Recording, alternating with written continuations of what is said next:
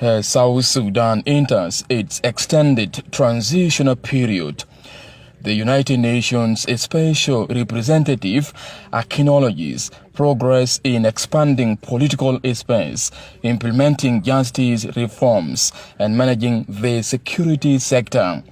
However, concerns have been raised about slow electoral preparations, including delays in voter registration, funding gaps, and the absence of harmonized election timetable.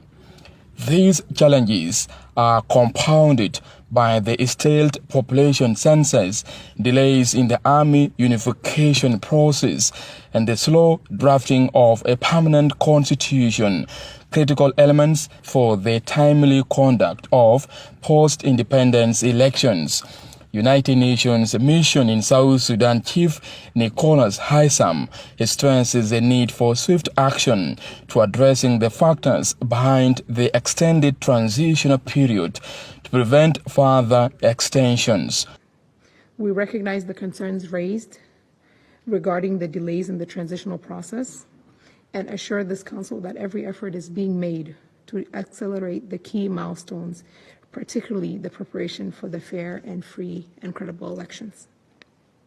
Mr. President, we acknowledge the challenges faced by the election-related bodies and reaffirms our commitment to providing necessary funding and institutional support to advance electoral process in our country. The government has been taking significant steps towards drafting of the permanent constitution, and that will reflect the aspiration of the people of South Sudan and lay the foundation for a stable, democratic future. The deployment of the unified forces remains a priority as we are working to overcome the logistical and financial challenges to complete the phase 2 of the training and the deployment. South Sudan remains committed to inclusive peace process, and we welcome the efforts under the Tumaini Peace Initiative. Meanwhile, the coalition government continues to call for the lifting of the imposed arms embargo and sanctions, arguing that they hinder the security arrangement processes.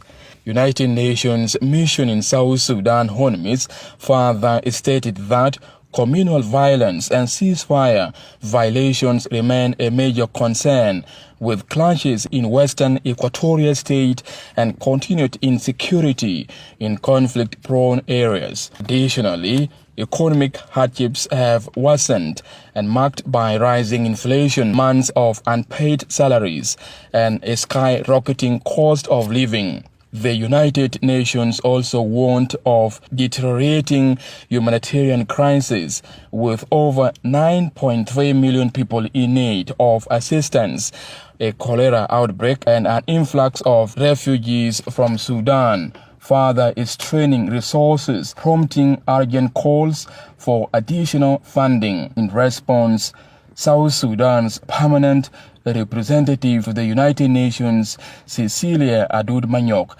reaffirmed the government's commitment to peace efforts and national stability. South Sudan also remains gravely concerned by the deteriorating situation in Sudan and its impact on our people and the national security. As stated by our minister when he addressed the Security Council last month under Algeria's leadership, he condemned the killing of South Sudanese individuals in Sudan and called on its accountability. As this council will recall, South Sudan has consistently urged Sudan to cease its support to harboring rebels who actively destabilize security efforts in South Sudan.